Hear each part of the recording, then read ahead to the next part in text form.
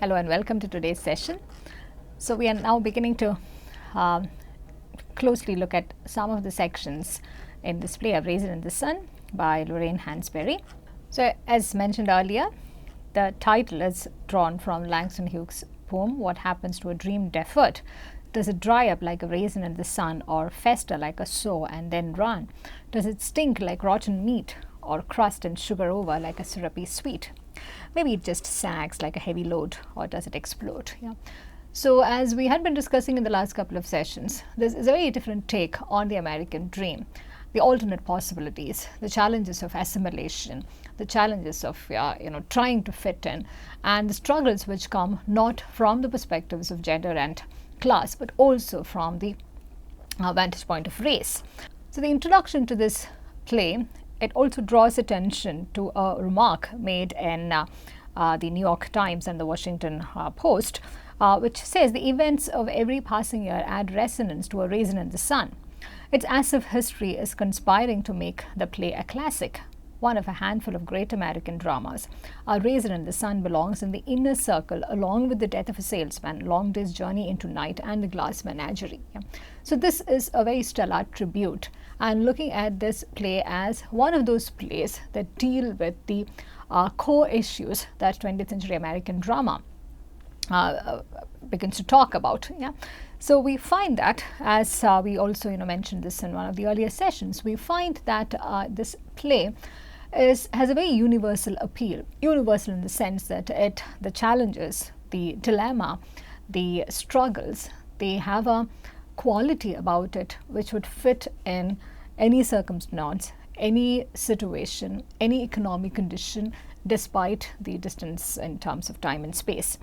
This play, produced in 1959, is seen as one of those very rare plays where the revolutionary spirit, not just in terms of race but in terms of gender, it in some sense it begins to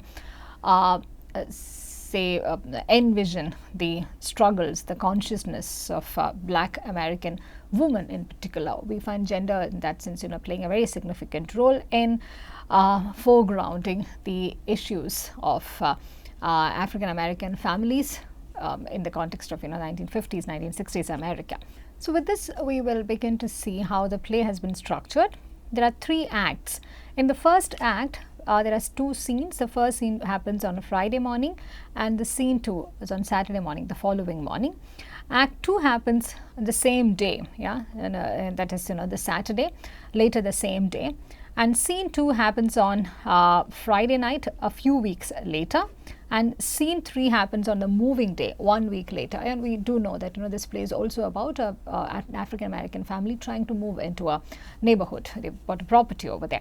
And Act 3 happens an hour later, on the same day, on the day of the moving week, which is 1 week after scene 2. Yeah. So this is the list of characters: Ruth Younger, Walter Lee Younger, Travis Younger, Benita Younger, Lena Younger. That's the Younger family. Joseph Assegai, he is the Nigerian man who quotes Benita.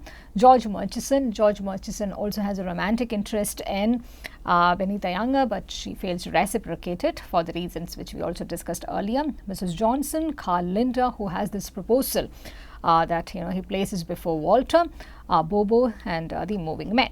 Let's look at the description of scene 1. We will find that this is resonating very well with the earlier discussions that we've had with Miller's plays and Alvey's plays. Yeah?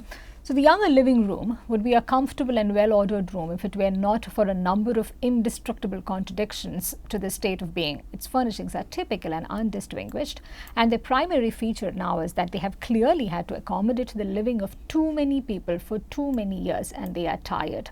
Still, we can see that at some time, a time probably no longer remembered by the family, except perhaps for Mama, the furnishings of this room were actually selected with care and love and even hope, and brought to this apartment and arranged with taste and pride. There's a sense of decadence over here. There's a sense of being overcrowded over here. It's also a marker of their identity. the living rooms in all the plays, most of the plays that we have discussed so far, we find that the living room is described with great detail because it shows the character of the family. It shows, how they have either blended in or how they are different. You Can't Take It With You, if you recall that play, we find that the description of the living room shows the erratic nature of that family, how they do not fit in, how they do not care, how it is a very different narrative that they are following, though they are, living in the heart of America. So that was a long time ago. Now, the once loved pattern of the couch upholstery has to fight to show itself from under areas of crocheted dollies and couch covers, which have themselves finally come to be more important than the upholstery. Then here a table or a chair has been moved to disguise the worn places in the carpet, but the carpet has fought back by showing its weariness with depressing uniformity elsewhere on its surface. You do find signs of decay. This is also depressing in some sense. It's also showcasing the economic condition that the family is going through. Weariness has, in fact, won in this room. Everything has been polished, washed, sat on, used, scrubbed too often. All pretenses but living itself have gone, long since vanished from the very atmosphere of this room. Moreover, a section of this room, for it is not really a room unto itself, though the landlord's lease would make it seem so, slopes backward to provide a small kitchen area where the family prepares the meals that are eaten in the living room proper, which was also served as dining room. So we do begin to see what this description is doing. The single window that has been provided for these two rooms is located in this kitchen area. The sole natural light in this family may enjoy in the course of a day is only that which fights its way through this little window. And this is something that we noticed in Death of a Salesman as well. The description, the cramped living conditions. At left, a door leads to a bedroom which is shared by Mama and her daughter Benita. At night, opposite is a second room which in the beginning of the life of this apartment was probably a breakfast room, which serves as a bedroom for Walter and his wife Ruth. Time, sometime between World War II and the present. So we do understand the present conditions of those times. So it's set there's no specific date or year. That really does not matter. And whenever the specifics are being given to us, it's largely in terms of time and in terms of the day. And the year becomes immaterial because a number of decades after the war, before the war, they had a certain similar tragic nature about it. So it didn't quite matter whether it happened in 1949 or 1950 or 1953 because the conditions fundamentally did not really change. And that is something which a play like this is trying to foreground as well, that it really does not matter which year or which season it is. It's a Friday, it's a Saturday, and that's the at best those sort of details would suffice. So it is, the settings are given over here, Chicago's South Side, and we find that, even in a zoo story, we find these sort of directions becoming useful in terms of describing the streets, in terms of describing the culture in particular, neighborhoods. And for this play, that's very, very pertinent too, because it's entirely about, there's a territorial nature which the play also tries to showcase as well as defy in some sense. So at rise, it's morning, dark in the living room. Travis is asleep on the make-down bed at center. An alarm clock sounds from within the bedroom at night, and presently Ruth enters from that room and closes the door behind her. So there are a lot of such details, and Ruth is being described. Ruth is about 30. We can see that she was a pretty girl, even exceptionally so. But now it is apparent that life has been little that she expected, and disappointment has already begun to hang in her face. So the mood of the play is in some way already set, with the description of the setting, the living room, the different furniture, or the almost eroding nature of that house, and also the emotions that the characters, the first character who enters here, the character is being described as a character who almost wears disappointment on her face. In a few years before 25, in a few years before 35 even, she will be known among her people as a settled woman. She crosses to her son and gives him a good final rousing shake. So she's trying to wake the boy up. So it starts on a very mundane note. It's the morning hour rush, and she's trying to wake up her son as well as Walter, the husband. Yeah, and we do find that it is not as if they have a very turbulent kind of a family life, but there is a matter of fact, a matter of fact quality about their exchanges too. Yeah, and there are also she also comes across as someone who's seen as a nagging presence, Walter, but we can't entirely blame her either. For instance, here we see almost matter of factly a complaint too automatic to deserve emphasis. Why you always got to smoke before you eat in the morning? Yeah. Walter, just look at them down there running and racing to work. You look young this morning. Yeah. So this we find that there's very little coherence in the way they are talking to. They are too engrossed in their own worlds. Yeah. So let's come to this this section where Walter is beginning to talk about Willie Harris. Yeah. So about what me and Willie Harris was talking about last night, Ruth immediately refrained. Willie Harris is a good-for-nothing loud mouth. Yeah. So Ruth immediately responds with, Willie Harris is a good-for-nothing loud mouth. So we find that apart from what we see at the superficial level, there is a lot of history in this family, the perceptions which by which maybe Walter is governed. Yeah. The perceptions that Ruth has, which also she uses to warn Walter now. So Walter responds, anybody who talks to me has got to be a good-for-nothing loudmouth, ain't he? And what you know about who is just a good-for-nothing loudmouth? Charlie Atkins was just a good-for-nothing loudmouth too, wasn't he? When he wanted me to go in the dry cleaning business with him, and now he's grossing $100,000 a year. $100,000 a year. You still call him a loudmouth?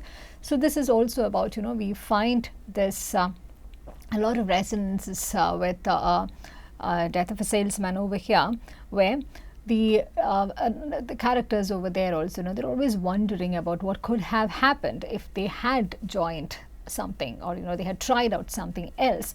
But instead, where they are placed in the present, it seems to be the least promising compared to the prospects that the past could have offered. Yeah. So of course, this play has a very different kind of an ending than Miller's Place. But nevertheless, you find that this is a quality, this critique and the disappointment with the American dream. That's a quality which also makes the play sit along with the inner circle plays, as one of the commentators would put it. Yeah. And we do see, over here, he's talking about this, getting into the liquor store business, which the others do not entirely approve of. And now we are introduced to Benita. She's about 20, as slim and intense as her brother. She's not as pretty as her sister-in-law, but her lean, almost intellectual face has a handsomeness of its own. She wears a bright red flannel nightie, and her thick hair stands wildly about her head. Her speech is a mixture of many things. It is different from the rest of the families insofar as education has permeated her sense of English, and perhaps the Midwest rather than the South has finally at last won out in her inflection, but not altogether, because overall it is a soft slurring and transformed use of vowels which is the decided influence of the South side. She passes through the room without looking at either Ruth or Walter, and goes to the outside door and looks a little blindly out to the bathroom. She sees that it has been lost to the Johnsons. She closes the door with a sleepy vengeance and crosses to the table and sits down a little defeated. I'm going to start timing those people. And Walter is saying you should get up earlier. Yeah. And Benita, really, would you suggest Dawn wears a paper? So we find that it is also about this the current living conditions are not entirely suitable to them for various reasons, and there is a reason why they are looking forward to move into this neighborhood, which of course has other complications, as we would very soon learn. So they're also having this discussion about the future, about the career that Benita would pursue, and says there aren't many girls who decide to be a doctor, and then there is all of a sudden they start talking about this money. Yeah. So now we also know how these the context of these discussions, since we've had some critical observations, since we've already made a few critical observations before we started reading the play. So Benita, The money belongs to Mama, Walter, and it's for her to decide how she wants to use it. I don't care if she wants to buy a house or a rocket ship or just nail it up somewhere and look at it. It's hers, not ours, hers. Now, ain't that fine? You just got your mother's interest at heart, ain't you, girl? You're such a nice girl. But if Mama got that money, she can always take a few thousand and help you through school too, can't she? I've never asked anyone around here to do anything for me. So you find that there's a very different way in which Walter and Vinita are looking at this money. It is this inheritance, the insurance pay-up which has come to them, and they both choose to see this money very differently. While Vinita sees her mother as the sole owner of that money, who can decide whatever she wants to do with that money, Walter sees this as an opportunity to rescue the family, that she should ideally use this money to help the family in either in pursuing a career or in starting a business, as she would see it. So no, and the line between asking and just accepting when the time comes is big and wide, ain't it? Vinita with fury, what do you want from me, brother? That I quit school or just drop dead? Which, there is this underlying struggle over here, the stress which which is quite palpable here. I don't want nothing but for you to stop acting holy around here. Me and Ruth had made some sacrifices for you. Why can't you do something for the family? So family, here we find that in most of the places that we have looked at so far, family is a very big deal here. Family is at the core, family is at the center, the decisions, the indecisiveness, the mistakes even, that they make in this process, it's all for the family. It has a twin purpose too. It validates some of those mistakes, and it also, legitimizes some of the actions that they choose. It justifies the inaction as well as in some form. So don't be dragging me in it. You are in it. Don't you get up and go to work in somebody's kitchen for the last 3 years to help put clothes on her back. And Ruth is beginning to, feel a bit bad about that. Oh, Walter, that's not fair. It ain't that nobody expects you to get on your knees and say, thank you, brother, thank you, Ruth, thank you, Mama, and thank you, Travis, for wearing the same pair of shoes for 2 semesters. Yeah. So we find that money and the kind of choices that people make with their life, is at the heart of this play already, right? In act and scene 1 itself, we are introduced to these tensions over here. So Benita, I know, is going very dramatic about this, and she responds by dropping, dropping to her knees and asking for forgiveness. Yeah. So and Walter says, "Who the hell told you you had to be a doctor? If you're so crazy about messing around with sick people, then go be a nurse like other women, or just get married and be quiet." Well, you finally got said it. It took you 3 years, but you finally got said it. Walter, give up. Leave me alone. It's Mama's money. Yeah. He was my father too. So what? He was mine too. So here, we also find the missing father figure who becomes a bone of contention over here, just like in the Glass Menagerie. So what? He was mine too, and Travis' grandfather, but the insurance money belongs to Mama. Picking on me is not going to make her give it to you to invest in any liquor stores. And I, for one, say, God bless Mama for that. Yeah. Did you hear? Did you hear? He's telling Ruth, honey, please go to work. Nobody in this house is ever going to understand me. Because you're a nut. Who's a nut? You are a nut. This is mad, boy.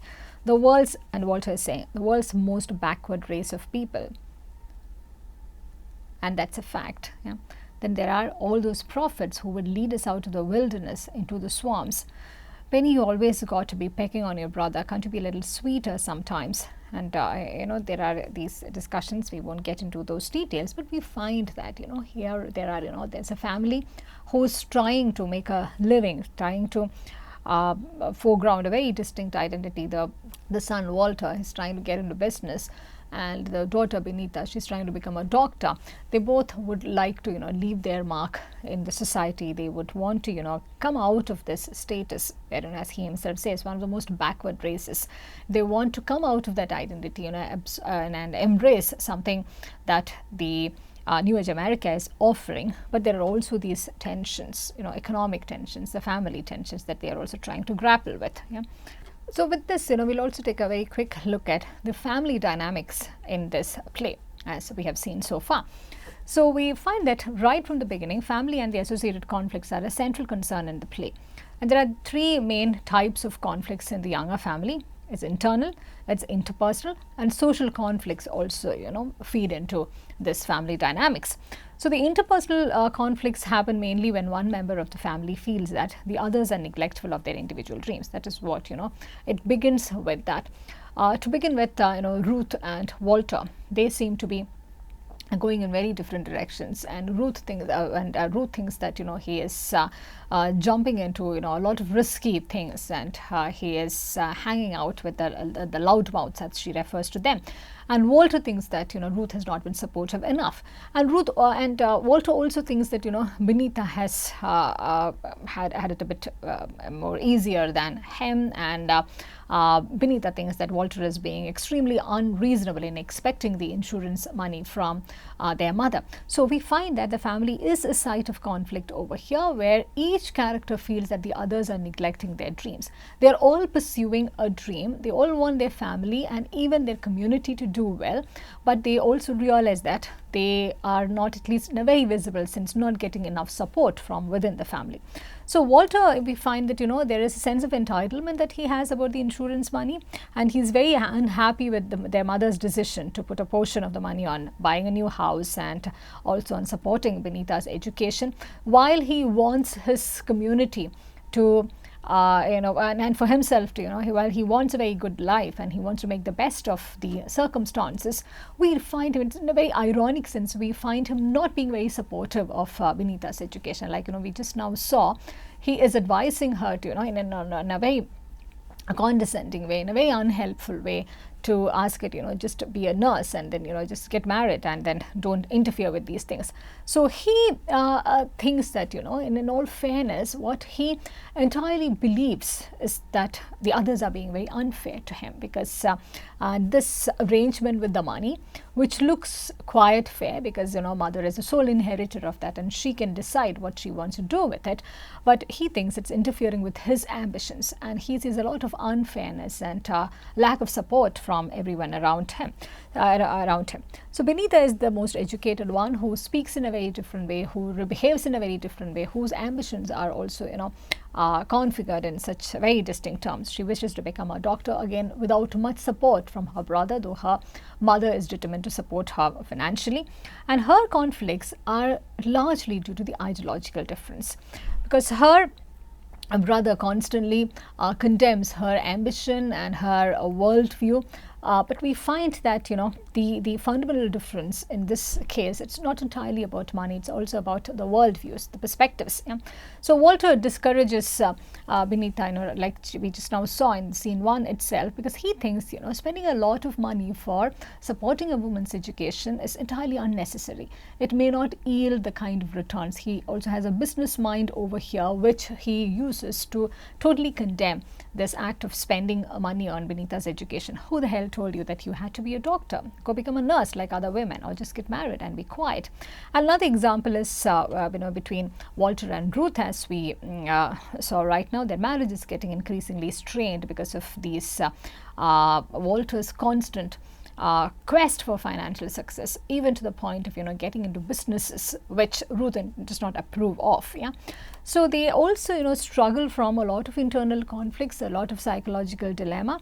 And Ruth, for instance, we will very soon see as the play progresses, she's unable to decide whether she should keep the baby or abort it. Yeah, and because she thinks the abortion would be a wise choice for the benefit of the family, because one more baby also means additional financial burden, but she also knows that would create more problems in their already strained marriage, because Walter is entirely against it for moral reasons, for religious reasons, and we find all of these things adding to the pressure, various kinds of pressures that the family is dealing with.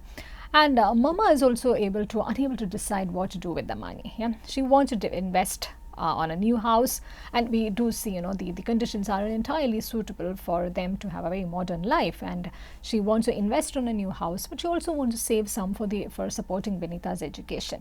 But she also knows that this decision might be very unhelpful when it comes to supporting Walter. Yeah, but nevertheless, till the end, she tries to hold the family together, and we can say that to a very large extent she succeeds as well, because there are certain kinds of detours that their personal lives also take in this process, making this entire exercise easier in some form. So the mother continues to highlight the importance of family. For instance, when she says to her daughter, there's always something left to love, and if you ain't learned that, you ain't learned nothing. Have you cried for that boy today? When do you think is the time to love somebody the most? It's when he is at his lowest and can't believe in himself because the world done wept him so. So now moving on to the social conflict. So for instance, when Walter is being offered by Mr. Linder to buy the house, because they also do not want this black African American family to move into a white neighborhood.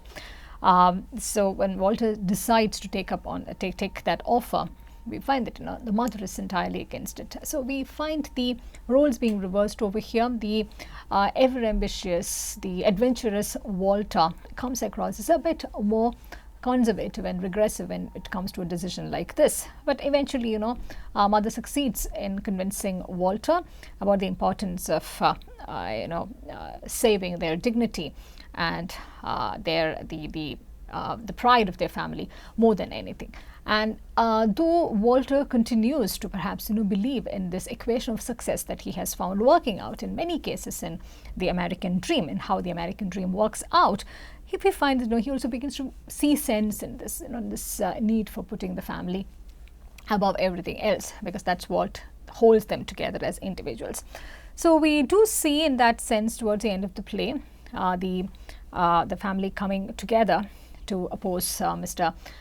Linder's proposal, and they are also unitedly they're deciding to move into this new home, which is perhaps in a very unfriendly neighborhood, and it's a very uncertain future. Things are not really resolved or settled. They haven't finally arrived, but it seems all right because they've decided to face it together. So on that note, we will also bring this session to an end, and we will quickly take a look at a few more important instances and themes in the play in the next session. I thank you for your time, and I look forward to seeing you in the next session.